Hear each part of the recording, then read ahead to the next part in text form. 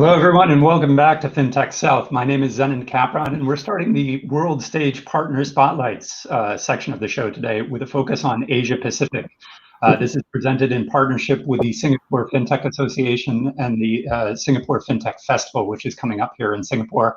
And it'll be a unique hybrid of physical and online event. Asia Pacific, arguably from Japan to Australia, is one of the most dynamic markets in the world for fintech. If you look at the tremendous transformation that we've seen in China, led by the fintech giants of Ant Group and Tencent, to things that are happening down here in Singapore around payments, cross-border payments, and the tremendous change that we're seeing across Southeast Asia. It's really, in many ways, a leading market in fintech. So over the next hour, we're going to bring you through a little bit more detail on what we're seeing in the market and speaking to some experts from India, Japan, Singapore, and Hong Kong to share what we're seeing. My co-host during this period, during this next hour that we're going through Asia Pacific, is Varun Mittal. Varun, great to see you again. Yes, thank you. I'm along with Zenon living in Singapore, and we want to bring to you what's happening across Asia Pacific, and we're bringing in experts from different parts of Asia Pacific. And from a lot of parts of West, it would look like one big market, but actually we have 15, 20 very different unique markets. Some at the cutting edge of development, from China and Korea to financial inclusion challenges in different parts of Southeast Asia to a hotbed of like a fintech nation in Singapore. And we bring all of that together. And after that, I'll want to welcome Rebecca Martin from Monetary Authority of Singapore to share her perspectives around how Singapore will be hosting, once again, world's largest fintech festival this year in a mixed virtual physical format, and how MAS as super regulator, super enabler is looking at this year. Thanks, Varun. Great to be with you today. And thanks, Andrew, for bringing together this block of sessions for Fintech South. Yeah, it's great to talk about Singapore here today. I guess the fintech ecosystem here is about 5 years old, as is the Singapore Fintech Festival, which started with about 60 fintechs about 5 years ago, and now we have over 1,000 here today. So exciting times to be working and living in Singapore. So Rebecca, there is so much news about what has COVID done to the sector. What has you seen that done for Singapore, and has Singapore emerged stronger, weaker, or how do you think it has impacted the Singapore story? Yeah, it's a great question. I'd say fintechs or fintech founders are coping as well as they can over this period. In this part of the world, a lot of founders are first-time founders. They probably haven't experienced this kind of downturn before. And I guess my role at MAS and really the whole of government has been to try and support fintechs on their journey. So it started with early on in sort of March, April time, putting together some support packages, whether that was business continuity grants, offsetting rent and salary, similar programs that other countries have put together. And then myself personally, I've been working a lot with the private sector to put together some relief funds to support fintechs, not just for Singapore, but for Southeast Asia. So one of those is the AMTD ASEAN Solidarity Fund. AMTD is a financial institution out of Hong Kong, which put together a $50 million fund to support ASEAN-based fintechs. So it's great to see not just the public sector, but the private sector kind of rallying around the fintech community here. And it's something that we track quite closely at MAS. We've been tracking this for years, and quite proud of seeing the growth in fintech funding for Southeast Asia, and particularly out of Singapore. Last year, we hit $1 billion of investment into fintech. And whilst I don't have the exact numbers yet, as of October, whatever the date is today, it looks likely that we're already ahead of that $1 billion figure that we hit at the end of last year, which is amazing. We're at $1.2 billion as of last night. You can say that, Varun. Maybe I can't, but great to hear. Which does mean that we are overtaking already the numbers for last year, and shows that actually we have managed to kind of bring investor confidence back to this market, which is brilliant. And it shows real confidence, not just in Singapore, but in Southeast Asia as a hotbed for fintech development. And I think some of the numbers that when this data is finally published, you'll see that we're seeing more of a maturity in our ecosystem as well. So there's more funding rounds that are coming in the sort of Series C space. I think we've had 5 or 6 big Series C rounds over the last 9-10 months. And really a big focus on growing the B2B fintech space. So there's a lot of focus on SME banking services, a lot of focus on technology providers. So yeah, that's what I'm seeing from the MAS standpoint, working in the fintech group. But Varun, as always, you have your fingers in many pies here in Singapore, both from the data that you're seeing in EY's perspective, but also with your relationships with founders. What would you say has been the biggest impact on fintechs for Southeast Asia? So one of the biggest impacts has been stuff which would take normally 3 years to convince a bank now took 3 weeks because the branches were closed. So the challenges created a massive push. The risk teams, the op risk team, tech risk team suddenly started to think in terms of how to make it happen and put together new protocols, new solutions, because the business, you could not shut down the whole country. The financial system was a critical industry, it has to run. And so for them, stuff which they were trying to do, now the destiny created a lot of those solutions for them. And there will be a massive adoption because what financial institutions, as you mentioned, need to be. So they understand next 12 to 18 months, this is a time, now that we have started, let's just finish these things, digitize these workflows end to end, digitize these solutions. Now that you're taking a big hit on, I would say, giving up some of those legacy components, let's just rebuild those. And that sometimes every adversity brings a new light after that. So that has something which is, I see great initiative. And one of the other success stories I see is fintechs acquiring traditional players, with one of the Singaporean insurtechs going and acquiring one of the largest British insurer Singapore business in a north of $2 billion deal. So that level of intermingling where the incumbents and fintechs converge. And we are starting to see a lot more of that convergence. And when later this year or early next year, when 5 new digital bank licenses comes in, that convergence for me is something which is unique. And that is something which sets Singapore apart from that perspective. Yeah, I think you're totally right. And I think we're starting to see more acquisitions across this space. I think that's a real sign of a maturity of an ecosystem, that there are exit strategies for founders. It becomes more exciting. So yeah, that story that you just referenced with Aviva and with Singlife, we've seen Intuit purchase TradeGecko. AMTD again has made some purchases here in Singapore. So it's great to see that there's exit strategies and there's more acquisitions and collaboration coming together. And Rebecca, that brings me to another question in terms of where do you see the festival's role? So beyond being an event, how is it helping profile these companies, give them the platform? How is the festival acting as actual orchestrator to bring this whole movement forward? Yeah, it's a great question. So I think the festival this year is quite unique. It's great to see, you just talked about some of the positive sides, if we can call it that, of the impact of the pandemic. But I think something that's really suffered is international business, cross-border relationships, partnerships, business building and investments. And really that's what the festival is focused on this year. So whilst we're used to bringing 60,000 people into Singapore, this year we are distributing that network and we're going global. So we're actually running over 40 satellite events around the world that will plug in together into an online platform that will be running 24 hours a day for 5 solid days. So the idea is to make this as an inclusive and global platform as possible to drive international business. And across 5 days, we're trying to address kind of 5 key challenges that we see affecting financial services and fintech at the moment. And hopefully that helps to drive those kind of partnerships and relationships that we need to take us into recovery in 2021. And that starts with our first summit. So 5 days, 24 hours, 5 summits. The first summit, the first day, is focused on pandemic recovery, the economic summit. So it's looking at how business models are changing, how the value chains are being affected. Some of the impacts that you just talked about financial institutions going from 3 years to 3 days to work with fintechs and to adapt and to evolve. The second day is focused on infrastructure, so the public and private rails that are needed for the next generation financial system.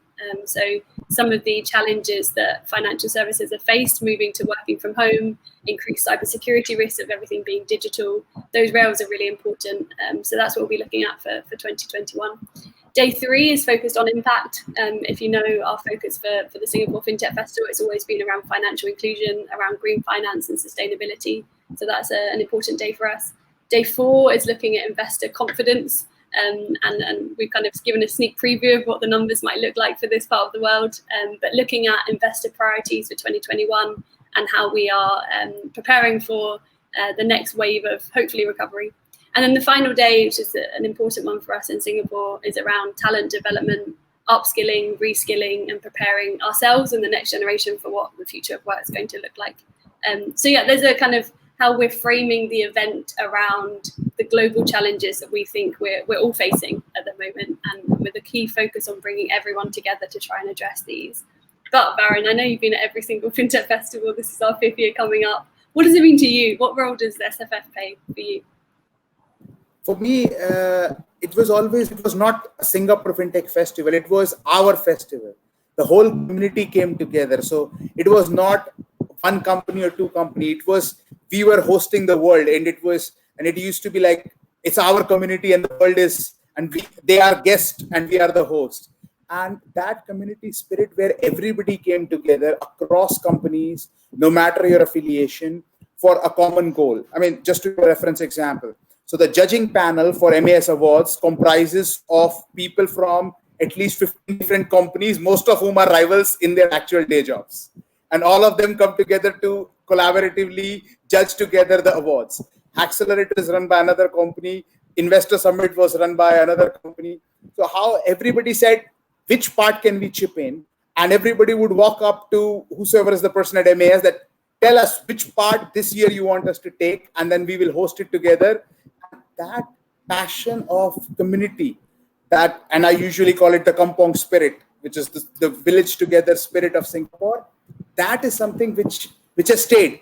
The themes have changed, the designs of t-shirts have changed, the food menus, diversity has become much larger, the scale has become much larger. But one thing which is constant is that community spirit and spirit of everybody to build it together and run it together.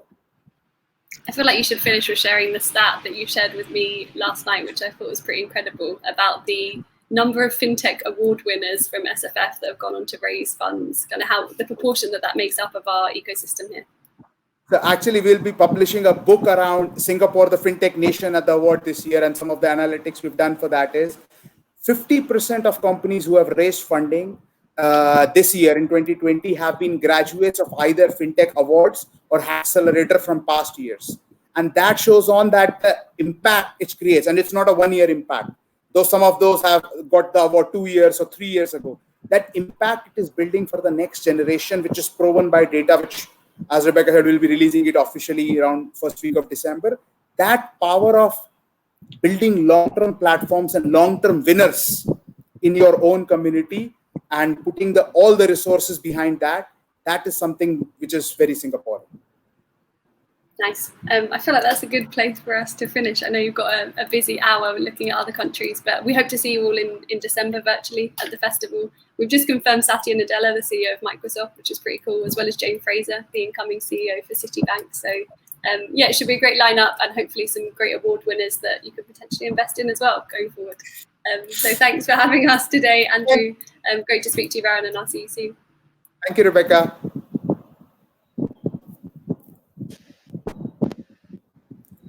Zenon, over to you. That was a great intro. I think when we look at fintech centers around Asia Pacific, Singapore is definitely one of the leaders in that space. One of the other leaders is Japan, going to the opposite side of Asia, to the north side of Asia. We'll be chatting with Trevin in just a minute, but to kick off, we have a short video kind of explaining about the Japan fintech ecosystem.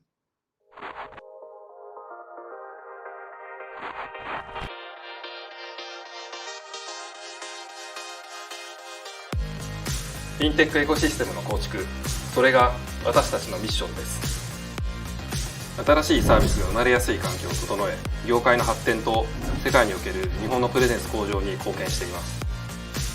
行政等との連携による金融法制だけではなく、データやプラットフォームなどさまざまな観点からルールメイキングを進めています。このような活動によってさまざまなフィンテックサービスが次々と生まれてきています。今後は各国のフィンテックエコシステムと連携しながらグローバルの課題解決に取り組んでいく必要があると思っています。これまで20カ国以上のフィンテック協会とパートナーシップを締結してきておりますが、今後はこういった国際協力関係をさらに増えていきたいと思っています。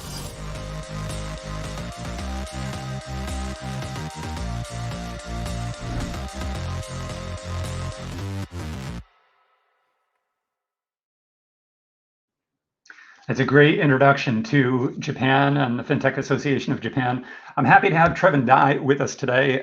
Trevin is the Assistant Director of International Business Development at JETRO in Japan. Trevin, welcome. Maybe to start off, I mean, similarly to what we talked about with Singapore, what are some of the main changes that you're seeing in Japan around fintech, given the case of COVID-19? Hello, can you hear me? Yes. I'm sorry.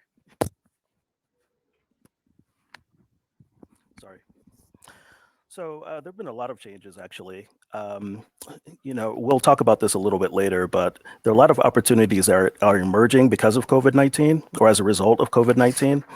I've jotted down a few things just to keep us on task, but one thing I've noticed is there's a pivot for most workers, not just in the fintech space, but Japanese workers in general who are used to being in the office. They're having to pivot just like all of us. But what I'm seeing is a lot of the people who are normally working are seeing opportunities for the entrepreneurial space right now, much of it being in fintech. So this, in addition to regulations that are being relaxed and more flexibility from the banks to invest in technology, is spurring interest not only in fintech, but for all of sectors related to fintech in Japan, especially post-19. Sorry. So when support programs are in place we heard about in Singapore, obviously, how the MAS is heavily involved in fintech. Can you tell us a little bit more about the Japan Fintech Association and some of the support programs that are there for fintechs? Well, the Fintech Association right now is really focused upon incubators and building an ecosystem around upcoming companies, especially those innovators in the startup space. And what we're seeing is not only that there's a focus on the incubators, but also on ultimately building a larger cluster across industries using new technologies like AI, AR, VR. I think that's what we're going to see. Particular to JETRO, we are working in the fintech and innovative industry by offering business matching programs, special webinars to connect Japanese firms with up-and-coming innovative firms domestically and in Japan, as well as offering free office space and other opportunities for companies to kind of burgeon or advance in this time right now that they normally wouldn't have to do. So this helps them to circumvent some of the cost of opening offices in Japan and some of the cost related to technology going by themselves. So there's a whole suite of new offerings, not only on the Fintech Association side, but also from the JETRO side. Interesting. That cross segment integration is really interesting. I think the idea of embedded finance is something that we're starting to see in many markets around Asia, where you have companies in the energy space that are taking advantage of open banking regulations to set up financial products and services, et cetera. So that is quite a emerging trend, I would say, here in Asia Pacific. Trevin, if we look specifically at the opportunities in Japan, Japan, for my take on Japan, a decade ago, ATM hours would be limited. Despite being a very technologically advanced country, the financial system seemed to be a little bit behind. How has that changed? And specifically, what segments of the fintech space are you seeing the most change in? So, example, payments, lending, buy now, pay later. What are the segments that really excite you going into the rest of 2020 and 2021? Well, as you know, the Japanese have a huge amount of money invested in the banking system, particularly, well, I'll give you a figure. As of September 30th, 2018, Japanese households roughly hold $17 trillion in a bank account, mostly, or at least 53% of that is in a bank account.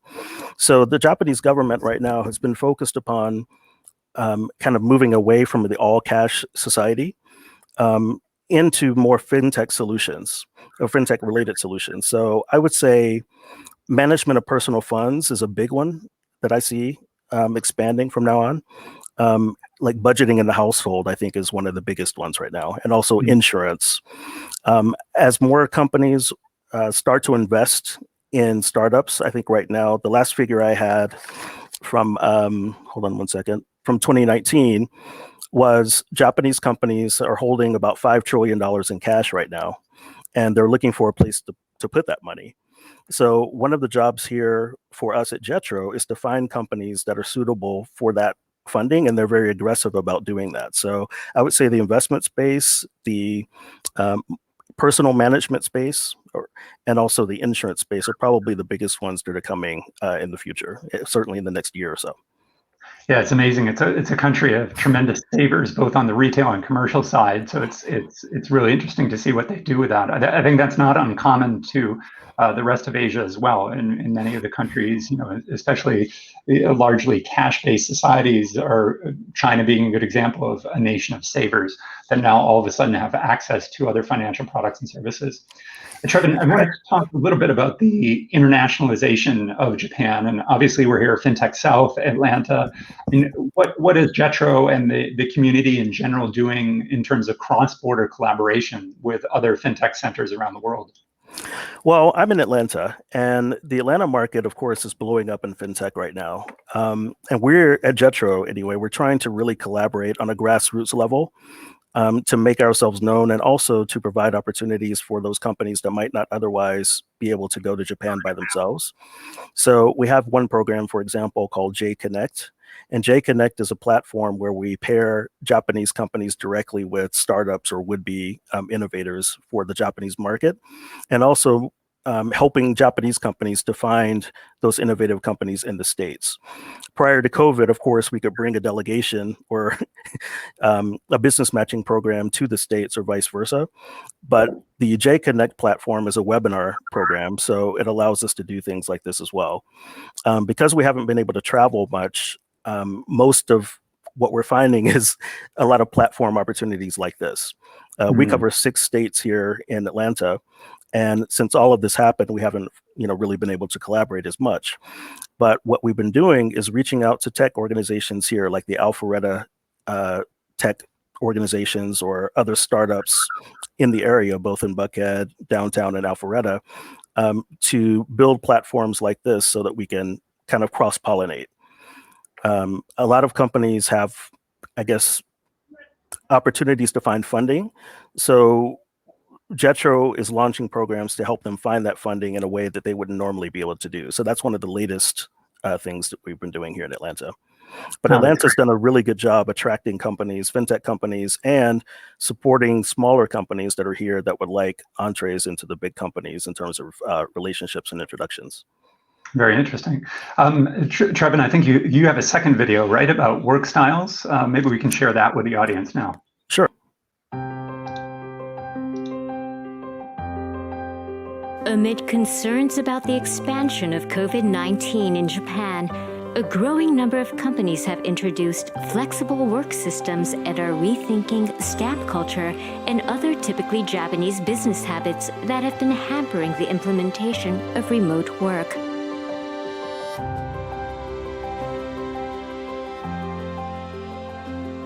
一つそのコロナで最初に起こった変化っていうのは、人が離れて存在していても今まで通りに仕事を前に進めるためのに何かができるのかと、それが以前の働き方ではもうないということですね。オフィスにいる人々もいれば、依然として当然リモートで働き続ける人たちもいる。これがそのハイブリッドな状態になってきているということが大きなポイントになります。アメリカなりヨーロッパで非常にその働き方、生産性ですとか、もっとより良いやり方を実装しているシステムとかソフトウェア、そこからより多くのことを学ぼう、新しいやり方を学ぼうっていう機運がですね、以前に比べて非常に高いんじゃないかなというふうに、これは実感も含めて思っております。今後日本の社会がですね、こういった状況の中で何が求められるかという話で言うとですね、日本人っていうのは基本的に 100% 対面で営業して、目の動きだったりとかお客さんのリアクションを見ながらですね、営業がその振る舞いを変えていって提案をするっていうスタイルを取られていましたと。で Zoom とか LINE でやるとそれが制限されたりだとか、お客様のリアクションだったりとか顔色っていうのが分からなくなってきました。それに対して何か得意なツールであるとか、それを感じられるツールってあるとですね、それに対して日本人は非常に高い関心を持って検討が進むんじゃないかなというふうに思います。The challenge of coming up with a hybrid, well-balanced new working style combining the benefits of working at the office and working remotely will go on.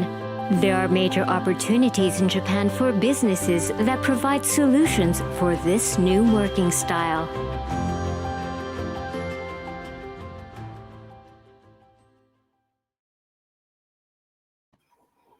I think that video would not be out of place in many markets around the world. Trevin, thank you so much for your time. If people want to get in touch with you or with Jetro, how can they do that? The best way is by email, ama@jetro.go.jp. Great. Thank you so much, Trevin, for your time. Really appreciate it and the insight into Japan. Moving on for the World Stage Partner Spotlights on Asia Pacific, we're going to move to another financial center around Asia, and I'm going to hand it back to Varun to look at Hong Kong. Thank you, Zenon. We have with us, we'll have with us Ben, who is the chairperson for the Hong Kong Fintech Association, which is the trade association representing all the fintechs in Hong Kong. Welcome, Ben. Hi, Varun. Good to see you. Great, Ben. Since we just covered Singapore and Japan, I wanted to get your views around how do you see like the Hong Kong coping up with COVID, and how has that impacted the broader landscape and opportunities in Hong Kong around fintech? I think Hong Kong has actually handled COVID pretty well. I mean, every economy has gone through various waves, but I think the latest, I would call it third wave, and we're talking about potential fourth wave, has been relatively contained. So it's allowed people to go back out and mingle among society as per a bit more normal circumstances. But notwithstanding that, I think because Hong Kong was probably one of the first hit with regards to COVID, that it catalyzed the change in mindset and behavior quite early on. So, people are very digitally savvy here and set up for doing things online. But notwithstanding that, there was still what you call an older generation of people that had potentially just been so used to, for example, just going to a bank branch, because for those of you who've been here, Hong Kong is so small, so it's not really inconvenient to go to a branch at times. But I think this has really catalyzed that need for change in behaviors. And I think that the whole culture that pervades here in Hong Kong is such that people will probably minimize their risks of interaction. So the social distancing is probably taken a lot more seriously than many other places around the world. But that's really provided the right kind of foundation for fintech to thrive. That's awesome. And one specific flavor I wanted to talk to you about, Hong Kong is going to have more fintech IPOs in terms of dollar value than rest of the world combined, based on my understanding. Mm-hmm. So what does that mean for an average fintech, and what does it mean for global companies who look at, can they also come in and be part of that wave? And how do you see that trend and that be the magnet for Hong Kong? Well, I think the narrative here, Hong Kong's always been a very hot IPO hub, but the trade war, who would have thought, but it's actually played to the favor of Hong Kong. I think the narrative is so confusing right now for many companies that quite a few are actually saying, well, they can't access capital in the US anymore through a NASDAQ listing, so we'll do it via Hong Kong. And what better place to do it and to access international investors via a city that's so well connected to them. I guess in terms of what it means for, future IPOs, it's more for, I would call it, Hong Kong and China-based companies looking to raise money. I don't necessarily think every other company around the world would be immediately looking to Hong Kong. There are broader geopolitical dimensions that they would probably need to consider against this backdrop. But I think especially for Hong Kong and China-based companies making a decision around where to list, it seems that coming home, so to speak, and doing it via a financial hub like Hong Kong seems a lot more appropriate than doing it in the West, just given the backdrop of what's going on with the geopolitical situation around the world.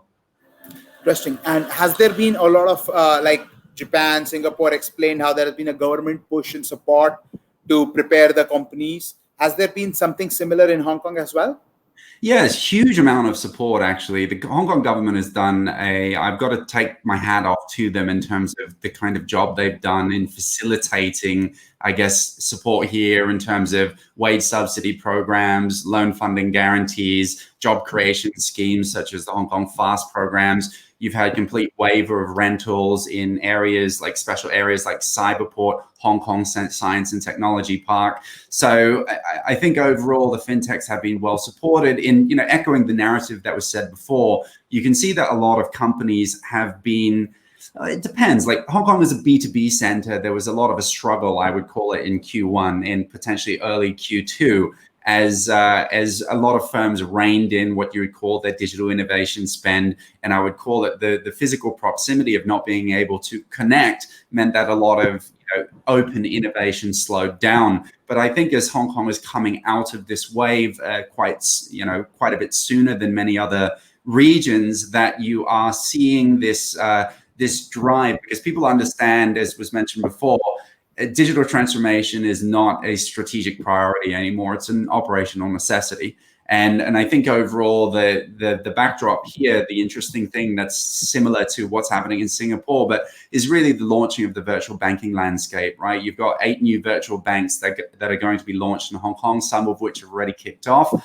So that's provided an excellent narrative for especially tapping into the broader retail banking community and getting them more familiar with, I guess, this digital transformation wave. So the timing of this actually couldn't have worked any better for the overall landscape. That brings me to my next question. So how has the virtual banks already created an impact, or there is a hope of impact? I think it's quite early days. I mean, overall, my thoughts are we've seen the story of other virtual banks around the world, particularly in Europe. And I think that what needs to be weighed up is this top line growth against what is ultimately a bottom line profitability, right? And I think many of the VBs have struggled to do this. I think the VBs here have had some very early wins, particularly around marketing and visibility. There's no question about it that there is a bit of a buzz around the market with regards to this new digital wave of competitors. And I think you've had quite a bit of early uptake and traction. But again, Hong Kong is a very banked market, right? It's almost overbanked, right? So you're going to need to win a lot of share of heart and mind for the VBs to ultimately be successful. And looking at it as an economy, there are 7.4 million people here. So as a B2C proposition, it is a little bit challenging, just like any other small city. But overall, you would be looking to say, well, if you can really tap into what is the Greater Bay opportunity and that nexus with China for the VBs, then you are going to create a fundamentally different proposition that will allow them to scale at a much more profitable trajectory. Ben, can you share what is GBA? Because for our Western audience, they would not understand the Greater Bay concept. So Greater Bay Area is basically 11 provinces around China, the southern end of China, including Hong Kong and Macau. So these are the 2 special administrative regions. And then you've got other regions within the south of China connected primarily with Guangzhou. The key thing is Shenzhen, which is the actual what you would call it, the second financial hub, and particularly they call it the Silicon Valley of China. But I mean, notwithstanding that, the whole idea of GBA is to really create what is an economic supercenter, right? With a lot more connectivity in terms of not just physical transport, but hopefully with the view going forward around regulatory harmonization between various parts of GBA, as well as, you've got quite a few free trade zones within GBA as well that allow international companies in China to operate under different regulatory guidelines and parameters. The whole idea here is for the Chinese government, the Hong Kong government, Macau government, etc., to create, as we call it, this economic powerhouse within the southern tip of China, again, including Hong Kong and Macau. And I think Hong Kong serves as a very important gateway and conduit to the international financial community, just given it served that position for a very long time. And Ben, if I were to ask the last big question, what are the 3 things you think which the Chinese big tech have, which the consumers in West are missing? What are the 2 or 3 experiences which you feel East has, which West doesn't have it yet? I would call it almost complete access and control over what you would call the customer base. a huge amount of government support and what you would call solidarity within China. And I think that strength of being able to get that government backing without, I guess, the need to necessarily go offshore is absolutely critical. So you've seen a lot of the Chinese financial services firms or the tech firms become so dominant because you just need to look at the Chinese population. You've got tapping into almost $1.5 billion people as a captive customer base. If you can really tackle that as a market, you might not need to grow internationally. Even succeeding at home can be a very big success story for many of these Chinese tech players. And do you have any tips for any companies who want to enter China or Hong Kong market? What are the few things they should keep in mind if they want to expand to that part of the world?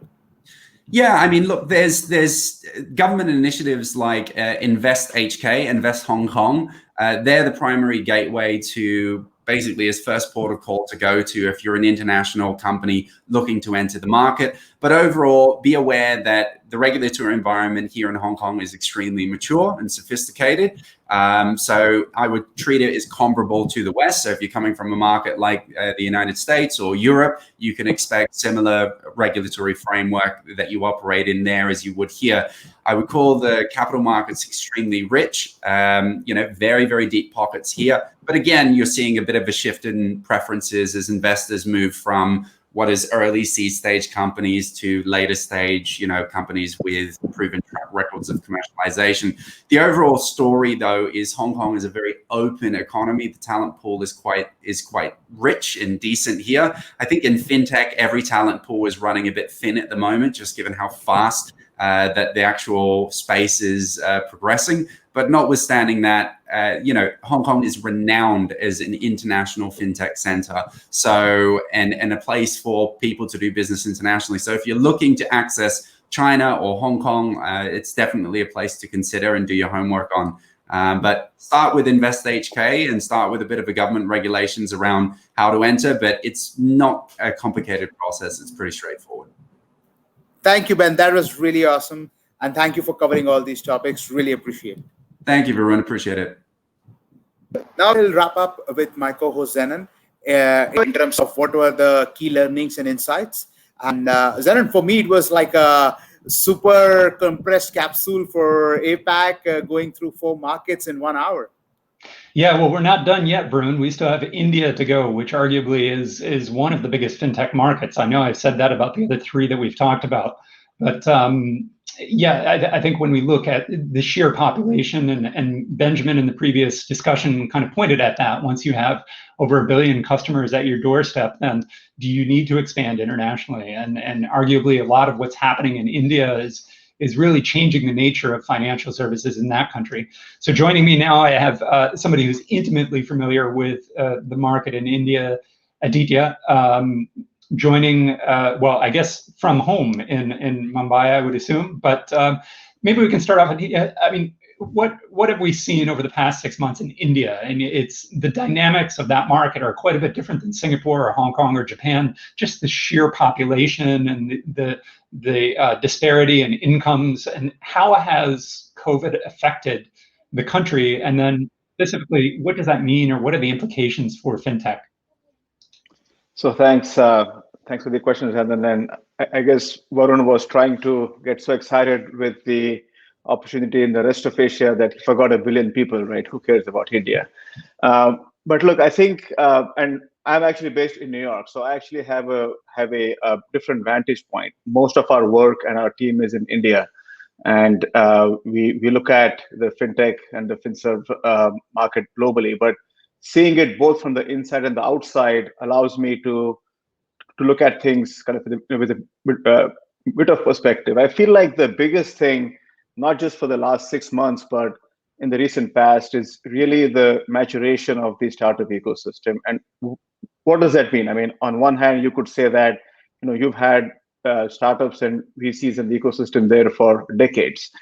But what has changed in the recent past is that as some of the startups have had exits, and some of those founders are now coming back as investors, and they are not only inspiring the next generation of founders, but actually investing in them. Now you've closed the loop. Now we've closed the loop. And I think that is a fundamental sign of a maturing startup ecosystem. If you look at COVID, if you look at the impact of COVID on fintech and particular segments in fintech, I mean, just look at robo-advisory or wealth tech in India during COVID.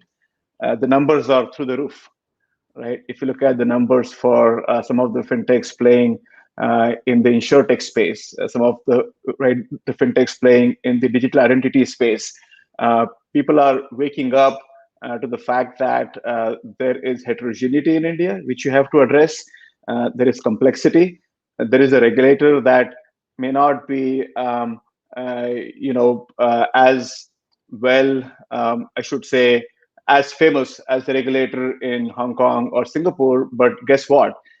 What we are seeing by way of the infrastructure, I mean, just see the most recent initiative where not only do we have plug and play real-time payments in India, but very soon we're going to have plug and play lending APIs. Anybody can be a lender. So I think there's a lot of maturity, a lot of excitement, and a much better appreciation of what fintech really means for India today.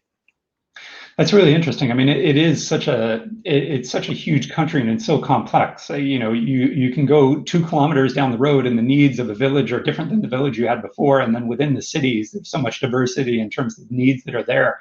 Aditya, you pointed to one of the challenges with India and understanding that we're speaking to a global audience who might be looking at opportunities either in India or outside of India. I mean, the regulators in India, if we look at things like cryptocurrency, if we look at things like payments, especially just thinking about WhatsApp Pay that they're pushing there. I mean, there's been a little bit of back and forth in terms of the regulatory stance on certain things for India, not just within the financial industry. I mean, we've seen that in retail surrounding Amazon and Walmart as well. I mean, how should an external party look at the opportunities in India, and how do you take into account these potentially shifting regulatory landscape? So I think that's a fair question. I would say a few points there, right? I think there is a lot of great things happening in India, which actually make it a very fertile ground for innovation for everybody. As with any regulatory, landscape, there are going to be fluctuations, right? And yes, we have seen a bit of that on the Aadhaar front. We have seen a bit of that on the crypto front. Absolutely. And I think as with any other country, I would say, look, we are in financial services. That's par for the course. If you can deal with it, don't build an innovation in financial services. Do something else, okay? Because we can't complain about regulatory shifts. That is the world we live in. Let's embrace it. Let's adapt to it. Let's understand it. See, in India, one of the things that we see is that you can do business in India by remote control. Okay, you have to be there. Okay, you have to live in India. You have to build relationships in India. You have to understand the nuances in India. Like you said, there is no one size fits all, right? What you might think is a perfect solution for small and business, right? For SMBs, SMEs, for a particular, invoicing use case, you might find that there is no one such thing in India. There's 15 of them, right? So one, you have to be in India. 2, deal with the regulation, right? You have a lot of advantages which you're not going to get in any other country. So again, if there are some things that are more complex, deal with it. And 3, I think you really have to look at the heterogeneity and use that to channelize your innovation. Okay, if you're trying to do too much, if you're trying to do something very generic, if you're trying to do something that has worked somewhere else and replicate for India, bad idea. Be very precise, know what you're solving for, and go solve it. Yeah, that makes a lot of sense. In the session that we'll be having again with Varun and Ben in a few minutes after this is around TikTok, and TikTok has managed to get about 200 million, according to them, 200 million users in India using the application from everything from watching videos to communications to education, actually. So that really hyper-localized report, addressing the market in a very hyper-localized way seems to have been very successful, at least for that company as they're starting off on this. Aditya, I just want to touch on the last point. I mean, there's been a lot of talk about the India stack, and you mentioned Aadhaar, how that fits in, and then obviously with UPI and the real-time payments effort.